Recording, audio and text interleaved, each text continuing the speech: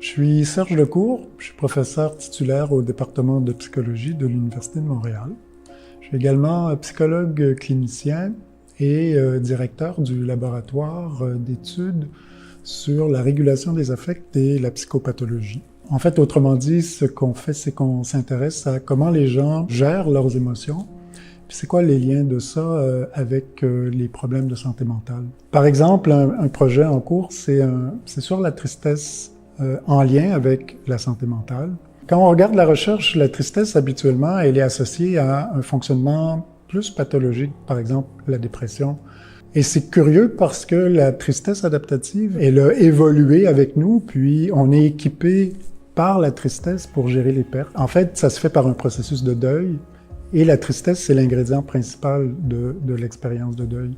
Quand on mesure la tristesse dans la recherche, on a tendance à évaluer jusqu'à quel point ça fait mal, finalement, jusqu'à quel point notre expérience est douloureuse, et comme ça, c'est difficile de distinguer la tristesse de la dépression.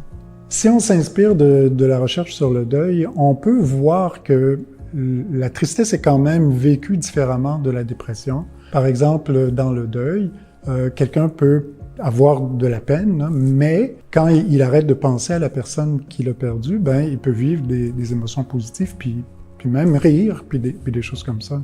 Donc là, j'ai développé un questionnaire pour évaluer justement la tristesse adaptative, mais pas tant sur jusqu'à quel point ça fait mal, mais plus comment on vit la tristesse. En fait, on observe que la tristesse adaptative, elle est associée négativement avec la dépression. Ça veut dire que plus on vit de tristesse adaptative, et moins on vit de dépression.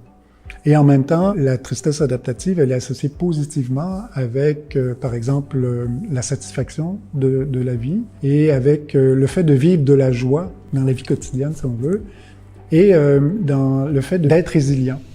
On peut l'observer dans la recherche que la tristesse adaptative, c'est associé à un bon fonctionnement, donc à une vie meilleure. Ça n'empêche pas les formes plus pathologiques de tristesse d'exister, la dépression, le désespoir, tout ça c'est vrai. Ce genre de recherche-là, ça nous amène à dire finalement de ne pas mettre toutes les formes de souffrance dans un même panier, de distinguer puis de reconnaître la tristesse adaptative, parce que en fait c'est une expérience on peut aider à vivre, on peut aider à déployer chez les gens. Donc, merci de votre attention et bonne tristesse.